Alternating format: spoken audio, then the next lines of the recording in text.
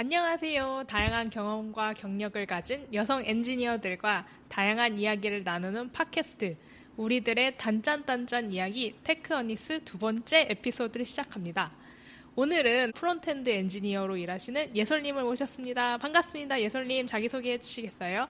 네, 안녕하세요. 여러 회사를 거치며 8년째 프론트엔드 개발을 해오고 있는 김예솔이라고 합니다. 반갑습니다. 반갑습니다. 우후. 후, 예솔님, 진짜 오랜만에 뵙네요. 진짜 오랜만이죠. 소우님 퇴사하시기 한 2달 전쯤? 저기 네네. 맥주집에서 만난 게 마지막이었으니까. 맞아요. 그 정자동 맥주집이었던 것 네, 같은데 기억은 안 나는데. 이름도 기억 안 나지만, 네네. 그때가 몇 년도였죠? 그때가 아마 코로나 전이었을 거예요. 그 음, 코로나 그 팬데믹 일어나기 전이었으니까 한 2019년 11월 아니면 2019년 음, 9월 10월 정도 됐을 것 같아요. 진짜 오래됐네요. 네네. 그러면은 지금이 2025년이니까 한 뭐야? 거의 거의 뭐, 6년 6년 정도 지났죠? 됐네요. 요즘 예솔님은 뭐 어떻게 지내시나요? 저는 요새 지금 회사로 이직한 지 아직 3개월밖에 안 돼서 그냥 회사에 좀 적응하는 데 집중하고 있고, 음, 어디 나가고 싶어도 날이 추워서 한국이 정말 추워졌거든요, 겨울이. 그래서 집에서 그냥 빈둥빈둥 누워 있는 것 같아요. 저도 집에서 누워 있는 거 좋아하는데 그 제가 듣기로는 한국에 어젠가 엊그저께 눈 왔다고 하더라고요. 그래서 맞아요. 3월 1일인가 2일에 그 학생들 입학식 하는데 눈 와가지고 음, 막 사람들이 눈 오는 거 찍어서 SNS에 올린 거 좀 봤던 것 같아요. 맞아요. 날이 좀 따뜻해져서 봄이 오려나 싶었는데 또 갑자기 눈이 내려서 이거를 패딩을 언제 집어넣어야 되나 참 아, 고민이 돼요. 이게 점점 날씨가 예측 불가해지니까. 거기 날씨는 어때요, 소우님? 독일은 제가 있는 berlin은 오늘 12도까지 올라갔어요. 그래서 따뜻하겠다. 네네. 네, 요 근래 좀 따뜻하고 해도 좀 길어진 것 같아요. 겨울에 해가 오후 3시 반에 막 지고 이러거든요. 오후 3시 반이요? 네, 그래서 하루가 되게 짧아요. 막 오전 9시에 해가 떴다가 오후 3시에 막 해가 지니까 하루가 너무 짧은 느낌 들긴 하는데 요새는 좀 봄이 오고 있다고 느끼는 게 오후 6시쯤에도 조금 밝거든요. 또 햇빛도 좀 많이 보이고 요즘은 좀 많이 따뜻해지고 꽃도 조금씩 피고 이러는 것 같아요. 너무 좋네요. 그러면 예솔님은 요새 이제 출근하시나요? 아니면 이제 집에서 일하시나요? 카카오가 네. 원래는 주 5 출근이었다가 올해 1월부터 주 1회 재택으로 바뀌었거든요. 금요일 정도에만 재택 근무를 하고 그 외에 월, 화, 수, 목은 출근을 하고 있습니다. 아, 이제 카카오 들어가신 지 3개월 되셨다고 하셨잖아요. 네. 어떠신 것 같아요? 일단 아직 3개월밖에 안 돼서 좋은 점밖에 안 보이고요. 그래서 일단 저는, 다 좋은데 일단 통근 거리가 짧아진 게 저는 가장 좋은 것 같아요. 원래 전에 다니던 회사는 거의 1시간 반에서 2시간 통근이었어서 아, 그게 너무 힘들었거든요. 그 그런데 네. 편도로 1시간이요? 아니면 왕복으로 편도로 1시간 반, 지하철이나 버스 잘못 잡으면 거의 2시간 가까이. 그게 원래 그 정도는 아니었는데 전에 다니던 회사가 사옥을 이전하게 되면서 좀 멀리 갔거든요. 그래서 그렇게 대중교통 지옥에 있다가 지금은 30분이면 출근 끝나니까 도어 투 도어로 너무 행복하더라고요. 진짜 좋네요. 판교에 있죠? 그 네네, 맞아요. 카카오가 그 알파돔 그 건물에 있는 거 맞나요? 아니면 저도 자세히 아는 건 아닌데 그 알파돔 건물이랑 다른 세 개의 건물이 다리가 이렇게 이어져 있거든요. 아, 그 이직의 다리. 네네, 이직의 다리라고 부르시더라고요, 다들. 거기 이제, 뭐 저는 건물 명칭은 정확히는 모르지만 카카오 아지트라고 부르는 건물이 하나 있어서 그 아지트 건물을 통으로 카카오가 다 쓰고 있어요. 그러면 일주일에 한 번 재택하시고 그리고 이제 나머지는 이제 출근하신다는 거죠? 네네, 맞습니다. 그것도 괜찮은 것 같아요. 뭔가 일주일에 한 번 집에서도 일하고 그 회사 가는 거랑 재택하는 거는 뭐 날짜가 정해져 있나요? 뭐 아니면 자기가 유동적으로 정할 수 있는지. 그래도 어느 정도 회의할 때는 다 같이 모여 있는 게 효율성이 훨씬 높다 보니까 약간 팀이나 조직 단위로 이 요일은 재택을 피하자라고 정해놓은 요일이 있어요. 저희 팀 같은 경우에는 지금 수요일, 목요일은 출근을 하자여서 보통 월요일이나 금요일 중에 선택해서 재택을 하시는 것 같아요. 그렇군요. 그게 팀 간에 이제 결정하고 이제 자기 네네. 그 외에는 자기 자율에 따라서. 그렇죠. 아무래도 아, 회의할 때 좀 확실히 얼굴 보면서 바로 얘기하는 게 더 빠르게 네. 커뮤니케이션이 진행될 때도 있으니까 그런 면에서는 저는 오히려 이쪽을 더 선호하긴 합니다. 아, 그렇군요. 그 두 번째 이제 제가 보통 이 팟캐스트에서 여쭤보고 있는 거는 이제 딱 오피스 들어가시고 그 예솔님 책상이 있으시잖아요. 그럼 예솔님 그 책상의 모습은 어떠신가요? 일단 가운데 모니터가 하나 있고 오른쪽에 이제 세로로 돌릴 수 있는 세로형 모니터가 하나 있어요. 이제 제가 처음 회사에 입사했을 때 제 사수분이 딱 그런 세팅을 가지고 계셨는데 그렇게 세로로 긴 모니터로 그 코드를 보니까 네. 스크롤을 많이 안 내려도 한눈에 보여서 그게 참 좋더라고요. 아, 맞아요. 그거 저도 좋다고 느꼈던 것 같아요. 다른 분이 세로로 사용하시는 거 봤을 때. 아, 네. 소원님도 한번 세로로 이렇게 한번 사용해 보실 생각은 없으신가요? 저는 아직까지는 제가 가로로 해가지고 화면을 보고 있는데 세로로 해서 보시는 분 봤을 때 약간 좀 큰 타블렛을 이제 음, 스크롤해서 보는 느낌이 들어서 좀 신선하더라고요. 맞아요, 맞아요. 편해요. 그리고 조금 특이한 거는 저는 이제 항상 그 USB로 충전하는 알밤 모양의 손난로가 책상에 있습니다. 아, 손난로. 네. 약간 수족냉증이 좀 심해진 건지 가끔 아, 일하다 보면 손이 좀 네. 차가워질 때가 있어서 코드를 보거나 문서를 읽을 때는 잠깐 손이 약간 쉬잖아요. 타자를 치는 게 아니니까. 그때 그 알밤 모양 손난로를 이렇게 손에 쥐고 네. 따뜻하게 손을 데우면서 보고 있으면은 네. 소소하게 행복하더라고요. 그 외에 뭐 키보드라든가 뭐 디바이스라든가 뭐 선호하시는 장비 셋업이 있으신가요? 저는 사실 이제 그 처음 개발자 일을 시작하면 주변에서 막 이런저런 추천이 들어오잖아요. 여러 유명한 키보드들에 대한. 그래서 다 이것저것 시도를 해봤는데 결국에 저는 돌고 돌아서 애플 매직 키보드랑 그 마우스 패드, 매직 패드 기본 있잖아요. 결국 그걸로 돌아오게 되더라고요. 역시 기본으로 많이 돌아가는 그게 약간 흐름이 있는 것 같아요. 처음에 이거 키보드 이런 것도 사용해 볼까?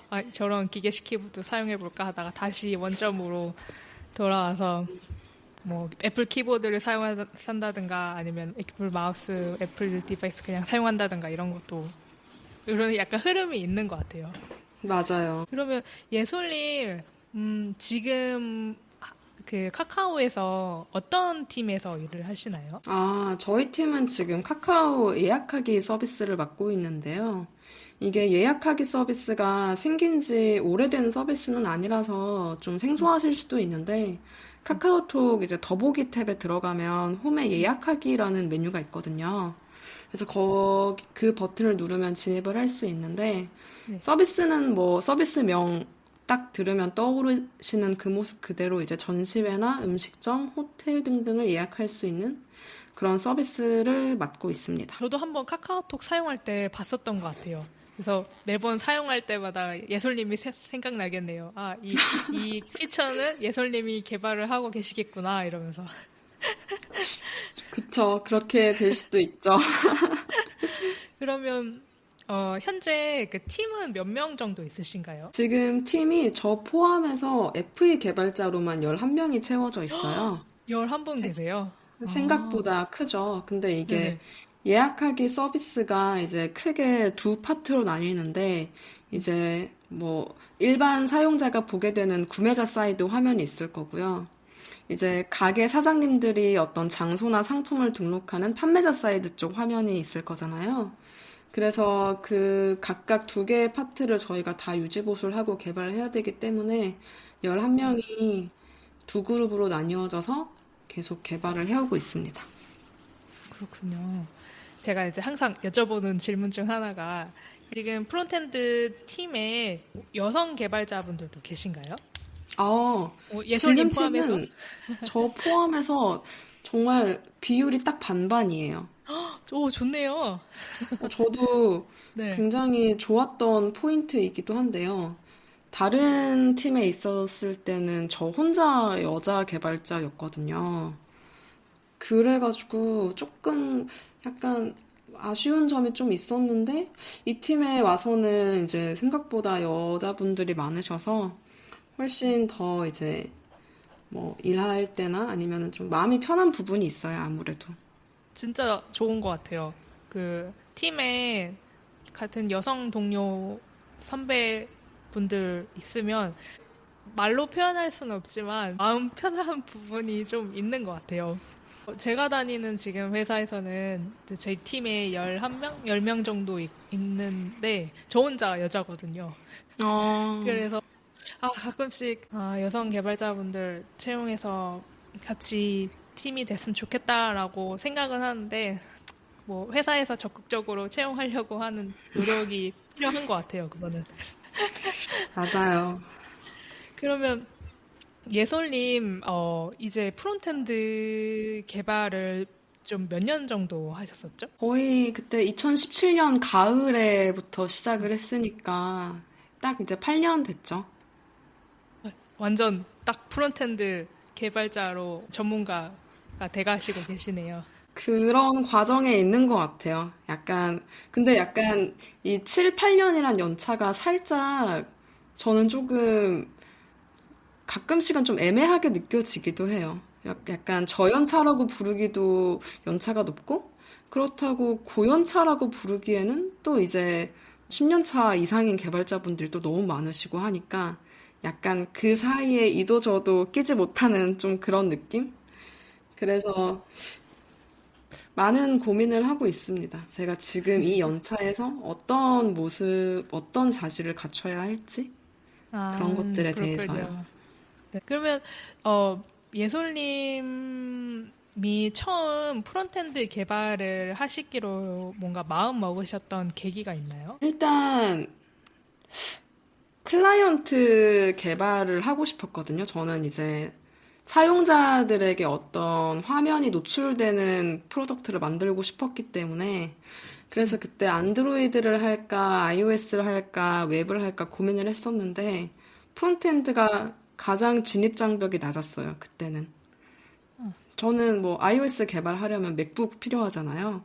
근데 대학생 때는 맥북이 없었고 안드로이드 핸드폰도 제가 안 쓰고 있었고 근데 이제 프론트엔드는 그 서브라임 텍스트 편집기 하나만 있으면은 일단 홈페이지 하나 만들어지니까 그래서 프론트엔드로 이제 사실은 캐나다로 제가 워홀을 갔는데 그걸로 취업하려고 했었거든요.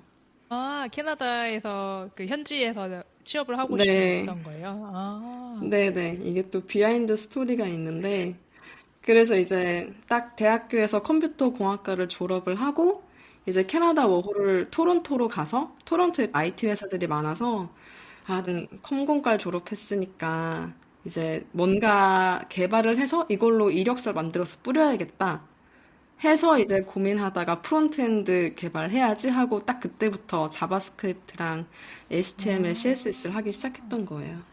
아, 그런 스토리가 있으셨군요. 그 캐나다 워홀 같은 경우에는 몇 년 정도 계셨었어요?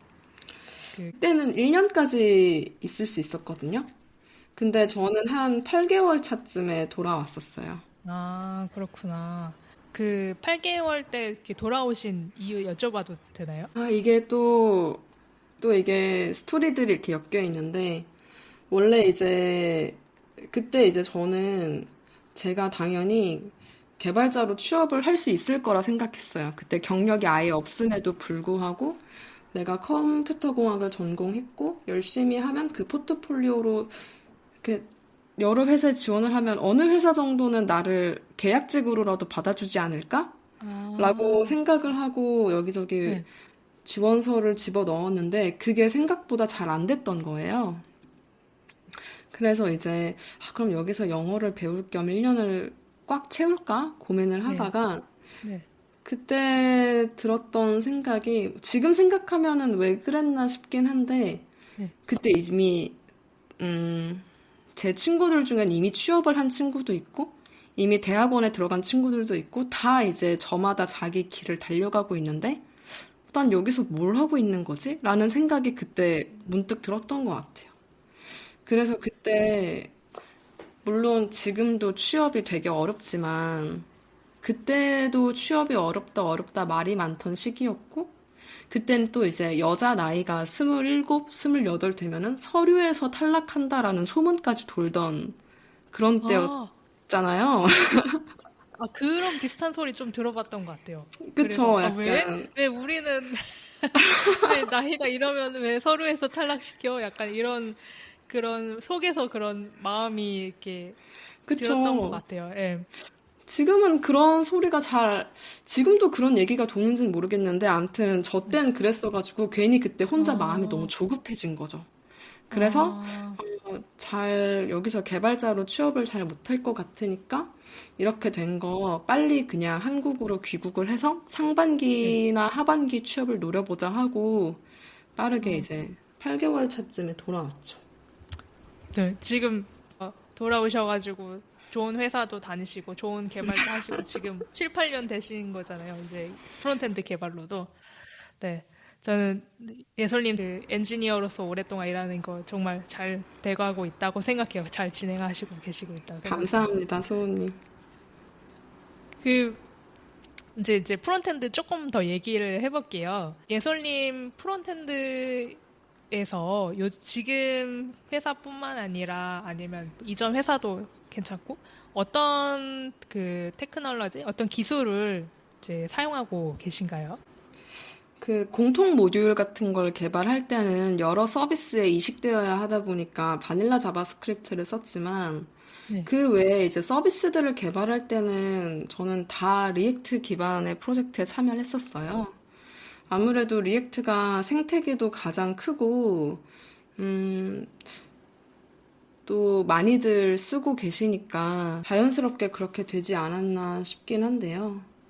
아, 이래서 나는 뭔가 리액트가 좋은 것 같아. 아니면 이래서 나는 타입스크립트가 음, 좋은 것 같아. 이런 포인트가 있으신가요? 사실 이제 리액트는 뭔가, 물론 기술적으로도 너무 대단하고 매력적인 음. 프레임워크지만 제가 처음으로 접했던 그 모던 프레임워크라는 점에서 애착이 좀 가는 것 같아요. 뭐든지 처음 개발할 때 처음 만진 도구, 처음 만진 기술? 그게 좀 약간 애착이 형성될 때가 있잖아요. 그래서 좀 리액트 친숙하게 느꼈던 것 같고, 타입스크립트 같은 경우에는 자동 완성 기능이 너무 좋아서, 이게 진짜 그 점만 찍어도 어떤 메소드나 속성이 있는지 바로 보이고 자동 완성을 시켜주잖아요.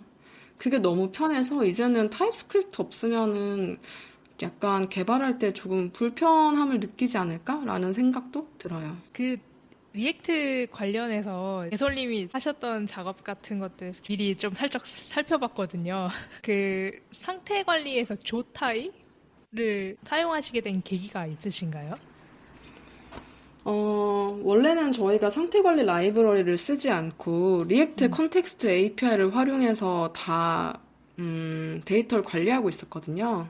근데 이제 이 상태 관리 라이브러리를 고민했던 프로젝트가 이제 11번가에서 일할 때 상품 상세 페이지 관련 프로젝트를 하면서 고민을 했었는데, 뭐 상품 상세 페이지는 흔히들 아시는 것처럼 상품에 대한 정보나 뭐 환불 정책, 구매하기 장바구니가 있는 그 페이지들이고, 보통은 이제 그게 서버 API를 찔러서 상품 정보들을 내려오면은 그걸 이제 리액트 컨텍스트 API에 담아서 단방향으로 쭉 뿌려주는 그런 구조였단 말이죠. 그래서 원래는 리액트 컨텍스트 API로도 충분했는데 이게 점점 프로젝트가 진행되고 커지고 새로운 스펙이 추가되면서 사용자 인터랙션에 따라서 그 데이터를 역으로 이제 조작을 해야 되는 그런 구조가 필요하게 된 거예요. 근데 그거를 이제 리액트 컨텍스트 API로 관리하기가 조금 구조가 복잡해지고 불필요한 리렌더링이 많이 일어나는 케이스가 생겨서 그래서 그때 고민을 했죠. 리덕스를 쓸까? 조타일을 쓸까? 저스탱? 저스턴드? 라고 또 다른 상태 라이브러리 있잖아요. 그것들 중에서 고민을 했고 그때 이제 고민을 하다가 조타이가 사용법이 유즈 스테이트랑 되게 비슷해요. 그 친구도 아토믹한 디자인 기반의 상태 관리 라이브러리라 리코일이랑 비슷한 점도 있고요. 그래서 이커머스 같은 경우에는 서비스를 출시하고 개발하는 템포가 굉장히 빨라야 되기 때문에 좀 최소한의 러닝 커브를 가져갈 수 있는 조타일을 선택해서 개발을 진행을 했었습니다. 아, 그렇군요. 그러면 이제 타입스크립트 같은 경우에는 그 타입스크립트를 뭐 별로 좋아하시지 않는 분들은 타입스크립트는 뉴 자바다 막 약간 이런 식으로 얘기하시는 분도 있더라고요. 그러니까 타입스크립트가 약간 강타입의 언어라고 생각하시는 분들이 있어서 개발을 할 때 조금 불편하다. 난 약타입의 그런 언어가 좀 좋다라고 뭔가 생각하시는 분들도 계시더라고요. 근데 최근에 봤던 그 콘텐츠 중에 어떤 미국의 어떤 그 타입스크립트 오픈 소스를 운영하는 회사인가? 정확하게는 모르겠지만 타입스크립트의 타입 시스템만으로 둠이라는 게임을 돌린 그런 일이 있었어요. 그래가지고 네. 원래는 이 타입스크립트 타입 시스템 안에서 그 둠이라는 게임을 돌리는 게 불가능할 거다라고 이제 생각하고 개발을 이제 시도를 해봤는데 실제로 그 타입스크립트 타입 시스템만으로도 붐을 돌릴 수 있다는 그런 케이스들이 이게 실제로 이제 증명이 돼서 막 한때 해커 뉴스나 유튜브 컨텐츠에 좀 많이 올라왔던 것 같아요. 음, 대단하시네요. 이걸 하신 분도 정말. 그죠? 이거 팟캐스트 끝나고 나서 그 링크 공유해 드릴게요. 그래서 타입스크립트 타입만으로 왜 이제 둠이라는 게임을 돌리나라고 궁금했었는데 네. 이제 보니까 그 둠이라는 게임이 이제 오픈 소스고 좀 가볍다고 해야 되나? 2메가바이트 정도밖에 안 된대요. 그래서 보통 이게 컴퓨터다라는 걸 이제 보여줄 때 가장 예시가 둠이라는 게임을 돌려보는 거래요. 예를 들면 우리가 사용하는 맥북, 뭐 PC 데스크탑뿐만이 아니라 어떤 사람은 그 러닝머신 화면 있잖아요. 거기서도 둠이라는 게임을 돌리기도 하고 오, 어떤 사람은 카메라에서 둠이라는 게임을 돌리기도 하고 막 그런 인터넷 컬처가 있더라고요. 저도 뭐 찾아보니까 약간 이런 것 같고 아무튼 최근에 해커뉴스에서 올리는 약간 그런 컨텐츠 나와서 되게 흥미롭게 봤었던 기억이 있었어요. 예솔님은 실무에서 이제 타입스크립트 사용하시면서 뭔가 어떤 좋으신 점이 있으신가요? 일단은 유지보수할 때 아무래도 어떤 컴포넌트에 프롭을 빼거나 추가할 때 그 타입만 건드려도 바로 이제 컴파일 단계에서 어느 부분을 수정해야 되는지 보여주니까 그 부분이 일단 제일 편리한 것 같고요. 물론 그러니까 타입스크립트도 이제 구조를 잘 잡아야 한다고 생각을 하는데 왜 싫어하시는지는 솔직히 알 것 같아요. 왜냐하면 이 기능 개발은 거의 다 됐는데 이제 얘를 뭐 as로 타입 단원을 해버리거나 아니면 any로 해버리면은 이제 끝나고 퇴근할 수 있는데 이게 뭔가 네, 타입이 꼬이면서 이건 할당할 수 없어라고 계속 에러를 띄우니까 그게 좀 개발 네, 효율성 측면에서는 안 좋다고 생각하시는 분들도 있을 수 있다고 생각은 하지만 약간 좀 어느 정도 타입스크립트를 쓸 때, 뭐라고 해야 될까요? 좀 강박관념 같은 걸 좀 버리고 최대한 유연하게 구조를 잡으려는 시도를 하면은 좀 프로젝트를 많이 개선할 수 있지 않을까라는 생각도 들어요. 저는 타입스크립트 저도 막 잘한다라고 막 자신하기에는 어렵지만 가끔은 너무 미움받는 게 아닌가라는 생각도 들고. 뭐 어떤 프레임워크나 어떤 라이브러리나 어떤 언어나 보면은 그거를 너무 싫어하시는 분도 있고 어떤 분은 맞아요. 되게 좋아하시는 분도 있고 어떤 분은 뭐 괜찮아 이렇게 사용하면 되지라고 생각하시는 분도 계시는 것 같더라고요. 그래서 제가 아시는 어떤 분은 GitHub 프로파일 설명에다가 나는 자바스크립트랑 되게 안 좋은 관계를 맺고 있다라고 이렇게 자기 소개란에 설명을 해놓으신 거 보고서 진짜 좀 웃기기도 하더라고요. 아무튼 뭐 네, 제가 이제 타입스크립트 얘기 조금만 더 해보자면 뭐 타입스크립트 기능이나 뭐 그런 거가 아니라 제가 이제 어떤 회사를 면접을 볼 때 그 팀 네. 자체가 음, 타입스크립트에 대해서 되게 열정적인 팀이셨어요. 그래서 기술 면접을 볼 때 타입만으로 유틸리티 타입을 구현을 하라는 그런 음, 라이브 코딩이 있었던 것 같아요. 그래서 네네. 예를 들면 픽이라든가 오밋이라는 유틸리티 타입들이 있잖아요. 이거를 타입으로 구현을 해보라는 게 있었어요. 그 오, 순간 네네. 제가 당황을 해가지고 말도 버벅이고 손에 음, 식은땀 나고 막 그래서 이제 물어보면서 하긴 했는데 그래도 그 면접 통해서 이렇게도 가능하구나라는 걸 좀 배웠던 경험이 있었던 것 같아요. 신기하죠? 진짜 정말 생각하지도 못한 면접 질문이네요. 그죠? 저도 완전히 네. 생각하지 못했던 예, 면접 질문 중 하나였어요. 저는 최근에 타입스크립트가 이제 이런 여론을 의식을 한 지는 꽤 됐겠죠. 근데 계속해서 어떤 연산자들을 추가를 해주는데 그중에 이제 satisfies라고 네. 만족한다라는 뜻의 그 영단어 있잖아요. satisfies 연산자가 새로 생겼어요. 4.9 버전에. 그래서 말 그대로 그 단어가 가진 뜻처럼 이 타입을 만족합니다라는 의미의 연산자라서 그걸 저는 요새 정말 잘 쓰고 있거든요. 그래서 혹시 아, 안 어, 써보신 분들이 있다면 한번 찾아보시는 것도 추천드립니다. 팟캐스트 끝나고 그 링크 공유해 주시면 제가 거기 링크도 붙여 놓을게요. 네. 네. 그러면 그 다음으로 좀 넘어가고 싶은 질문은 예솔님 11번가에 다니실 때 발표 영상 저도 봤거든요.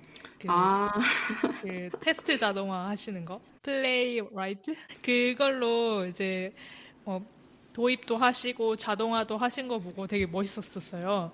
그래서 혹시 그거에 대해서 살짝 공유해 주실 수 있을까요? 음, 그것도 이제 좀 이투이 테스트, 그러니까 플레이라이트이 결국에는 이제 사이프레스처럼 엔드 투 엔드 테스트를 하기 위한 프레임워크인데 예전에 이제 다른 팀에서 일할 때는 유닛 테스트와 통합 테스트가 되게 중요시 됐었거든요. 근데 이게 유닛 테스트, 통합 테스트, E2A 테스트 이거 세 개를 다 가져가려니까 개발 리소스가 너무 부족한 거예요. 어, 기능 개발에는 1시간 걸리는데 테스트는 거의 3시간을 짜고 있으니까 그래서 11분가에서도 어떤 리팩토링을 진행을 할때 QA분들이 물론 봐주시기도 하겠지만 저희 쪽에서 나름대로의 안전망을 구축하려면 그래도 역시 이 투 a 테스트 하나만 잘 돼 있어도 사용자 시나리오 상에서 문제가 생기는 일은 좀 미리 개발단에서 방지를 할 수 있지 않을까?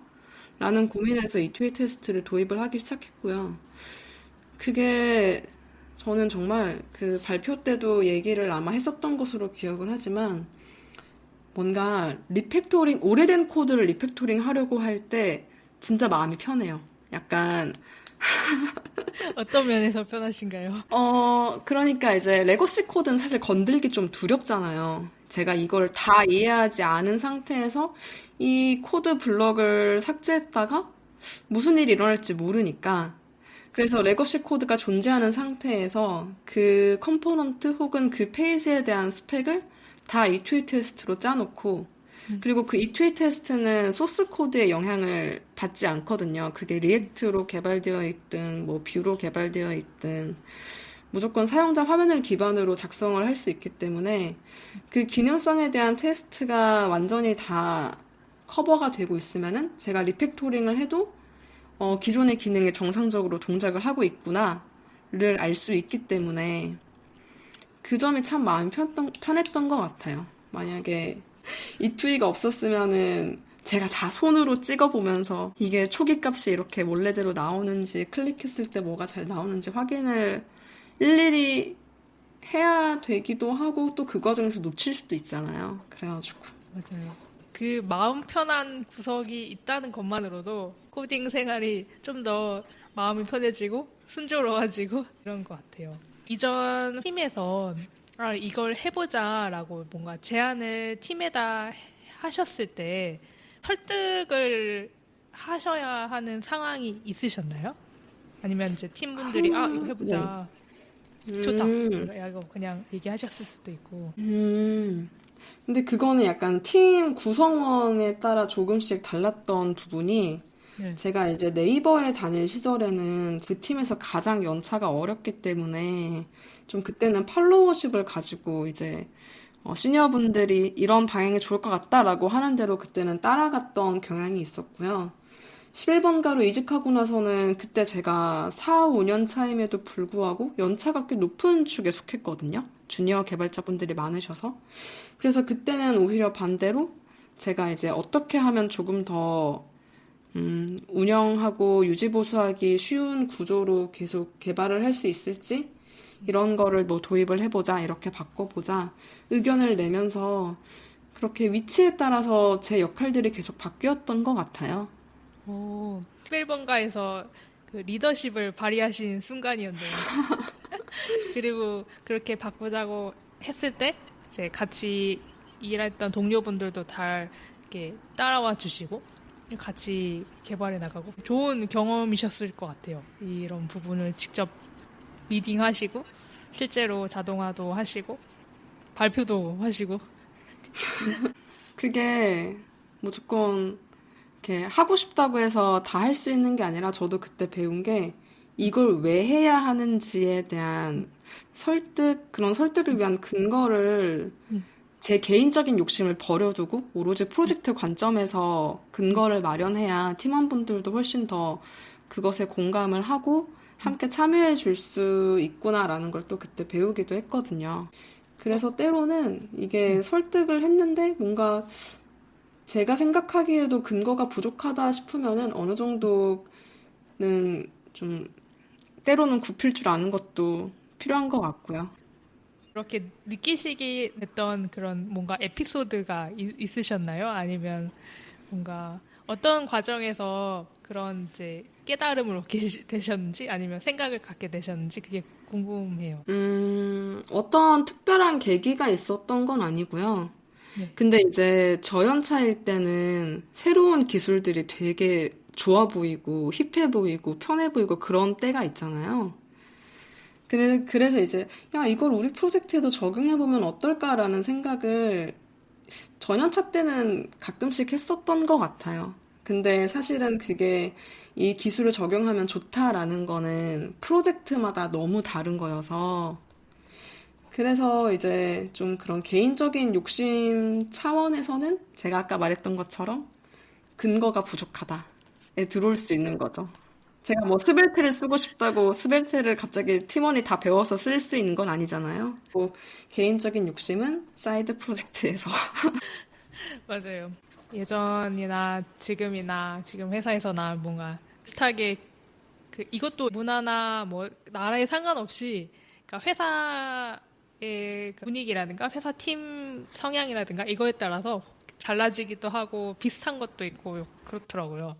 그래서 맞아요. 예솔님이 느끼셨던 감정, 이거 생각, 이거 공감이 되고 있어요.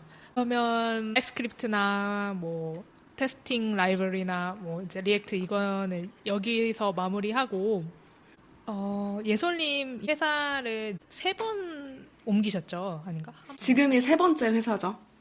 세 번째 회사. 이직을 하시게 되는 그 마음가짐? 아니, 마음가짐이라 해야 되나? 이직을 하시게 되는 그런 계기? 아니면 어떤 과정에서 이직을 생각하시게 되셨는지, 막 기타 등등에 대해서 이야기를 듣고 싶어요.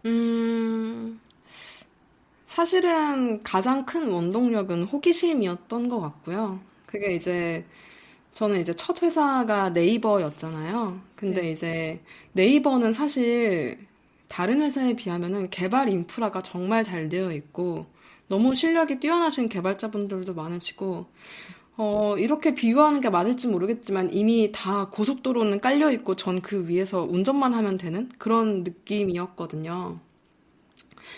그래서 그때 3년 차 때 다른 회사는 어떻게 일하는지 그게 좀 궁금해졌어요. 그리고 그때는 제가 이제 모듈 개발을 하고 있었는데 웹 서비스 개발 경험도 좀 쌓아보고 싶었고 그리고 이게 참 3년 369라고 부르는지 그 3년 차 되니까 좀 쉬고 싶더라고요. 그래서 좀 잠깐 쉬고 싶기도 했고, 다양한 이유로 오랜 기간 고민을 하다가 이제 네이버를 퇴사를 하고 한 6개월 정도 쉬다가 이제 11번가라는 이커머스 업계로 넘어가서 또 다른 회사에서 다른 팀원들과 다른 개발 문화 속에서 좀, 어, 또 다른 개발 경험을 좀 쌓아보게 됐죠. 그래서, 이렇게 개발을 하기도 하는구나. 이런 식으로 이제 일을 하는 프로세스가, 이렇게도 돌아갈 수도 있구나 하는 그런 걸 많이 배웠던 것 같고요. 그러다가 이제 지금 카카오로 오게 된 계기는 사실 이거는 이제 아까도 잠깐 말씀드렸지만 회사가 원래 서울역 앞에 있다가 광명으로 사옥을 옮기면서 저희 집에서 너무 멀어진 거예요. 11번가가요. 네네네. 광명으로 옮겼어요? 네, 광명으로. 진짜 뭐네. 제가 뭐 차가 있으면은 이렇게 차를 몰아서 이렇게 가로로 쭉 가면 분당에서 광명까지 어떻게 가겠는데 전 차가 없어서 강남을 찍었다가 강남에서 광명으로 가야 되거든요. 그게 너무 힘들어서 그게 이제 두 번째 이직의 어떤 트리거가 됐죠. 그래서 이제 그렇게 2번 정도 이직을 하게 됐고 저는 그렇게 계속 이직을 뭐 저도 막 5번, 6번 한 건 아니지만 되게 좋은 경험이었다고 생각을 하고 오히려 제가 연차가 쌓이면 쌓일수록 더 약간 뭐라고 해야 될까요? 제가 좀 이직을 할 생각이 점점 사라졌을 것 같아요. 너무 이제 이 회사가 편해지니까. 그래서 사실은 네이버를 떠날 때도 나는 이 회사에서 10년 차 찍는 순간 나는 그냥 여기서 쭉 일을 하겠구나 싶어서 나가려면 지금 나가봐야겠다 해서 3년 차 때 나온 것도 있거든요.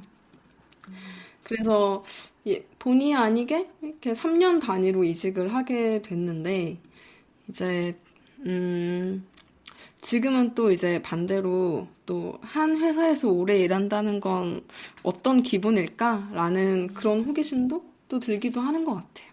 이직을 결정하시게 된 과정? 이것들이 공감이 많이 돼요. 거창한 이유는 없죠.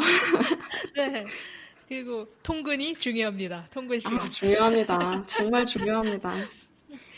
1시간, 이제 2시간 왔다 갔다 하면 이게 그 시간을 그 버스나 지하철에서 보낼 때 좀 시간이 아깝다고 느껴지는 것도 있는 것 같아요. 그리고 회사 컬처마다 좀 다른데 회사에서 1년, 2년 정도만 있었을 때 큰 임팩트를 주는 프로젝트를 하는 게 사실 그렇게 쉬운 건 아니더라고요. 맞아요. 그리고 팀원 아니면 다른 팀 사람들하고도 커뮤니케이션을 많이 하면서 쌓이는 신뢰도도 꾸준히 잘 하고 있다라는 걸 이제 보여주는 주는 순간에 도전해볼 수 있는 프로젝트도 주고, 그리고 회사의 그 정책에 따라서 또 변하는 것도 있고, 그 과정에서 개발해야 하는 것도 있고, 오래 있다 보니까 그 회사 코드의 역사도 알게 되잖아요. 또 시간이 지나면서 이직을 하는 거에 대해서 조금 더 신중하게 생각을 하게 되고 그러는 것 같아요. 자, 이직을 할 때도 사실은 이직을 한 데가 좋을 거라는 보장이 없잖아요. 저는 항상 이제 이직을 고민하는 친구들한테 가끔 얘기하는 게 왜 그 자리가 티오가 났는지 희망편도 좋지만 가끔 절망편을 돌려보는 것도 해볼 만하다. 왜 티오가 났을까? 하면서 이제 그래서 항상 이제 지금 팀이 막 만족스러운데 그냥 뭔가 새로운 도전을 하고 싶은 그런 케이스라면은 그 새로운 도전을 하고 싶은 마음이 정말 정말 커질 때 이직을 하는 게 어떤지 그런 얘기도 가끔 하고 그러는 것 같아요. 그렇군요. 그 뭔가 엔지니어로 일을 하시면서 뭐 계속 꾸준히 활동하시는 커뮤니티라든가 뭐 아니면 재밌다고 생각해서 가게 되는 컨퍼런스라든가 뭐 이런 게 있으신가요? 아, 이게 약간 뭐 사실 홍보 아닌 홍보이기도 한데요. 제가 이제 소호님처럼 여성 개발자 커뮤니티에 대한 관심이 많아서 워먼 엔지니어 코리아 어소시에이션의 앞글자를 따서 웨카라는 여성 개발자 모임의 오거나이저로 2년 반째 활동 중이거든요. 오, 좋네요. 링크를 제가 걸어놔야겠어요. 제, 제 팟캐스트 페이지에. 거기 이제 구글이나 네이버, 카카오, SKT, 삼성 등등 다양한 회사의 여성 개발자분들이 모여서 1년에 2번 정도 오프라인 행사를 진행을 해왔고, 올해는 대학생 멘토링이랑 저희 내부에서 소규모 스터디 그룹을 계획하기도 하고 아, 있거든요. 이게 되게 아까도, 좋은데요? 네. 네, 저도 굉장히 이 모임의 취지에 너무 공감을 해서, 원래 첫 번째 모임이 열릴 때까지는 저는 일반 참여자였는데, 첫 번째 모임이 끝나고 저도 오거나이저로 참여를 하게 됐고, 제가 컴공과를 다닐 때도 그랬지만, 업계가 전반적으로 정말 남자분들 비율이 굉장히 높다 보니까, 이게 어떤 지향점으로 삼고 싶은 롤모델 여성이나 아니면은 또 이제 결혼, 출산, 육아, 커리어 이런 여성으로서의 겪는 어려움들을 IT 업계 전반적인 분위기와 근무 환경을 기반으로 털어놓을 수 있는 기회가 사실은 팀에 여자가 만약 저밖에 없으면은 이게 많지가 네, 않잖아요. 그래서 맞아요. 좀 그런 네트워킹을 하기 위한 목적으로 이 웨카가 나온 거여서 그래서 여기서 이제 좀 많은 시도들을 해보려고 하고 있습니다. 그 단체에서 하는 그 활동이라든가 멘토링이라든가 스터디 그룹은 진짜 좋은 아이디어 같아요. 혹시 온라인으로도 참여 가능하고 이런 것도 있나요? 뭔가 스터디 같은 거? 지금 스터디는 아직 계획 초안만 짜고 있어서 어떤 방향으로 이루어질지는 모르겠는데 아직까지는 확정이 나진 않았지만 네. 일단은 그 디스코드라는 플랫폼에서 일단은 진행을 먼저 하게 될 것 같아요. 그래서 그거는 일단은 정해지면은 저희 이제 단톡방에 있어서 거기 이제 공지처럼 올라올 것 같고 제가 그 웨카는 사실 이제 여성 개발자분이나 아니면은 개발에 관심 있는 분이면 누구나 들어오실 수 있어서 그거는 이제 제가 링크를 팟캐스트 끝나고 소우님께 드리겠습니다. 오, 감사합니다. 그 링크 걸어놔서 많은 분들이 참여하셨으면 좋겠네요. 그러면 그 다음에 이제 커뮤니티부터 해서 뭐 그동안 회사 이직에 대한 경험 그리고 사용하시는 기술 관련돼서 좀 얘기를 나눠봤는데 그동안 이제 엔지니어로 일하시면서 아 이거는 정말 내가 뿌듯했었다 하는 이제 프로젝트가 있으셨나요?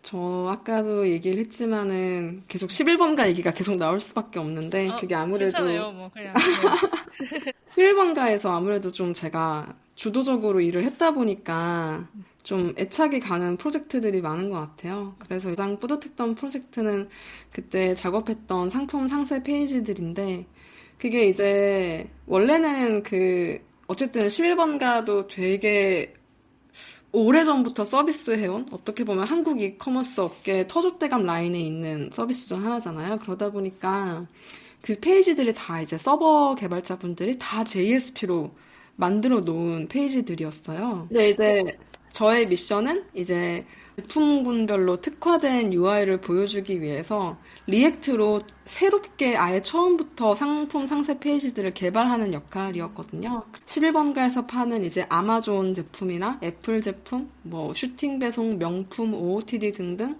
그런 상품 상세 페이지들을 개발을 했었는데 아마존을 빼고는 나머지는 진짜 아예 제로 베이스에서부터 제가 개발에 참여했던 것들이라 그래서 정말 애착이 깊더라고요. 누가 만들었던 프로젝트를 제가 이어받는 게 아니라 진짜 처음에 리액트를 인스톨하는 그 순간부터 제가 이 프로젝트를 해왔던 거니까 정말 애착이 깊었고 그렇게 애착이 깊었기 때문에 좀 단순히 기능을 넘어서서 정말 이 프로젝트를 잘 갖고 나가보고 싶다라는 마음에 모노레포도 넣어보고 이투이도 넣어보고 많은 고민들을 했었죠. 그래서 저는 뭐 자식은 없지만 정말 자식 같은 프로젝트 같고요. 자식 같은 프로젝트. 지금도 좋은 개발자분들의 품에서 잘 살고 있으리라 믿습니다. 저 첫 번째 팟캐스트 에피소드에 도연님이라고 독일에 있는 썸업에 다니시는 도연님하고도 비슷한 얘기를 했던 것 같아요. 그러니까 뿌듯했던 프로젝트가 무엇인가라고 했을 때 약간 공통점이 처음부터 개발하는 그냥 기존에 있었던 거 개선하는 것도 하지만 처음부터 좀 마음대로 해볼 수 있고 아까 전에 말씀하셨던 것처럼 모노래퍼도 해보시고 뭐 다양한 시도들을 이제 처음부터 스스로 결정하면서 스스로 개발도 해나고 런칭까지 하신 거잖아요. 네네. 맞죠? 디플로이까지 맞아요. 하신 거잖아요. 버그도 치고 그 과정에서 뭐 이제 커뮤니케이션도 하고 보통 맞아요. 그런 그 경험을 하게 됐을 때 되게 이 프로젝트 내 자식 같아. 이 표현이 좀 되게 뿌듯해. 되게 자랑스러워라는 느낌이 드는 것 같아요. 그러면 엔지니어로서든 아니면 뭐 다른 팀 분들하고 커뮤니케이션도 하실 거고 이제 엔지니어 분들 사이에서도 코드 리뷰를 하실 거고 그럴 때 중요하게 생각하시는 커뮤니케이션 스킬? 아니면 코드 리뷰를 할 때 중요하게 생각하시는 부분? 이런 것들이 있을까요? 일단 커뮤니케이션 같은 경우에는 어쨌든 결국엔 사람이랑 같이 일하는 거기 때문에 서로의 입장을 이해하려는 노력이 좀 커뮤니케이션에 녹아들어 있어야 한다고 생각을 하고요. 예를 들면은 이제 같은 팀원분이 PR 리뷰를 하실 때 이거는 이렇게 고쳤으면 좋겠다라고 코멘트를 남겼을 때 단순하게 그걸 기계적으로 고치는 거에서 멈추지 않고 왜 이분이 이런 코멘트를 달게 되셨을까를 그분의 입장에서 고민을 해보면서 다음에 똑같은 피드백을 받는 일이 없도록 하는 게 또 저는 작은 배려라고 생각을 하거든요. 왜냐하면 같은 얘기 계속하면 지칠 수 있잖아요. 같은 동료분들도.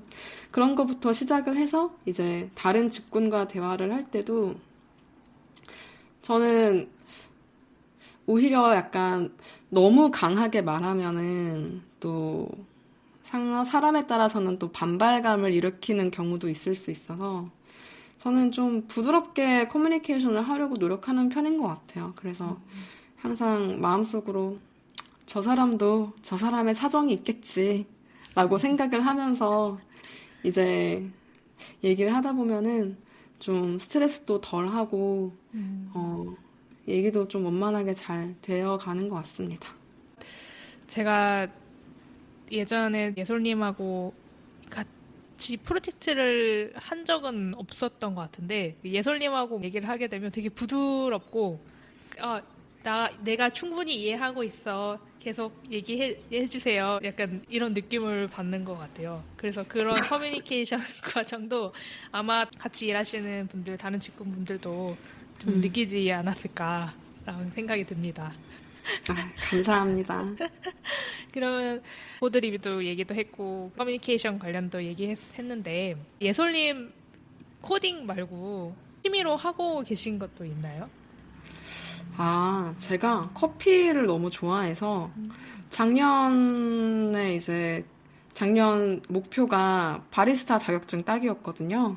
우와. 그래서 작년 초에 이제 커피 학원을 이제 내돈내산으로 코스를 등록을 해서 배우기 시작했는데 너무 재밌더라고요. 관심 있는 걸 배우니까. 그래서 개발 외의 취미라고 하면 커피인 것 같고요. 근데 또 커피를 좋아하는데 제가 카페인 내성이 낮아서 하루에 한 잔 그 이상은 못 마셔요. 그러다 보니까 오히려 나는 진짜 맛있는 한 잔을 마시겠어라는 마음으로 이제 평일 내내 고민을 하면서 어떤 원두를 살지 고민하다가 딱 이제 배송을 시키고 주말 아침에 핸드 드립으로 내려서 딱 마실 때 그때 진짜 행복한 것 같아요. 소소하지만. 저도 커피 마시는 거 되게 좋아하거든요.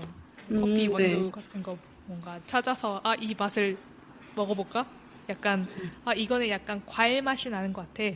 이거는 약간 신맛이 나는 것 같아. 이거는 약간 뭔가 카라멜 맛이 나는 것 같아. 약간 이런 식으로 느껴보면서 먹고 이러는데, 예솔님 그럼 아침마다 커피 그라인드 이렇게 가시는 거예요? 그 주말에만 그렇고요. 평일에는 또 자다가 일어나서 출근하느라 정신없고 주말에만 주로 그렇게 가는 것 같아요. 아, 그래서 약간 커피 갈 때마다 뭔가 명상하는 느낌이, 수련하는 맞아요. 느낌이 들어요. 맞아요. 저도 이제 커피를 갈면서 그 향이 올라오잖아요.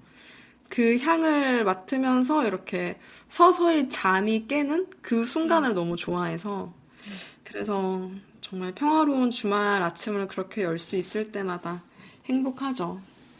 맞아요. 저희도 어느 회사에 소속돼서 일을 하는 거잖아요.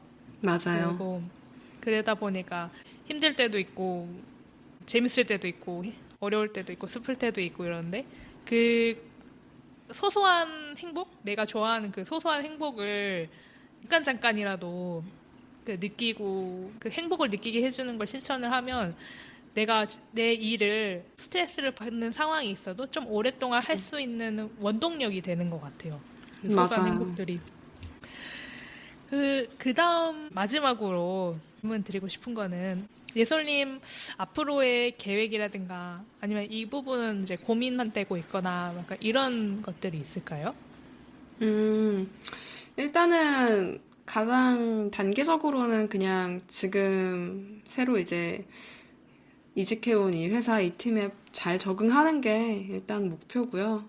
좀 길게 보면은 아까도 제가 비슷한 얘기를 잠깐 했었지만 이게 저연차 때는 그냥 눈앞에 주어진 업무만 해도 부족함이 없었던 것 같은데 연차가 계속 쌓이다 보니까 이상적인 시니어의 역할은 어떤 것일까? 어떤 시니어 개발자가 되어야 할까? 그런 고민들도 조금씩은 들기 시작하더라고요. 아무래도 회사에서 또 그렇게 요구하는 역할도 좀 바뀔 수도 있고, 기대치도 바뀔 수 있으니까요. 그래서 그거에 대한 고민을 하면서 저만의 정답을 찾아 나갈 수 있게 지금 자리에서 후회 없이 최선을 다하는 게 앞으로의 계획입니다.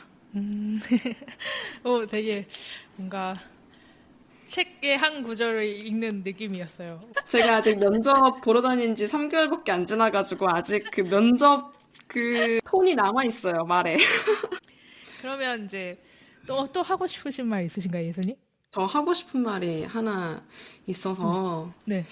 그 제가 아까 캐나다 워홀 얘기하면서 8개월 차에 돌아온 이야기를 했었잖아요.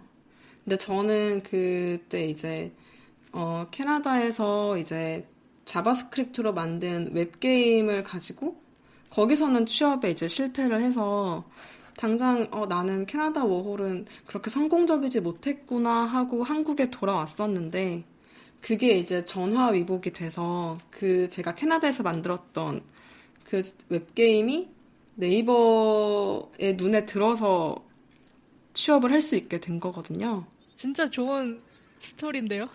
그래서 저는 하고 싶었던 얘기가 당장은 실패라고 생각했는데 이게 뭐라도 하면 뭐가 반드시 남는다. 꼭 실패가 아니라 그 다음 스텝을 위한 훌륭한 어떤 준비물? 뭐라고 해야 될까요? 그 전 단계가 될 수도 있다? 그래서 좀 이런 얘기도 좀 하고 싶었어요. 맞아요. 뭔가 그 순간에는 이게 어떻게 도움이 될까? 뭐, 난 열심히 뭔가 준비했던 것 같은데 뭔가 잘 안 되는 느낌이고 맞아요. 막 그런 순간이 있는데 나중에 어느 시점에서 그게 눈에 띄고 더 다음 단계로 갈 수 있는 좋은 기회가 되기도 하더라고요. 맞아요. 그래서 네, 공감되는 포인트였습니다.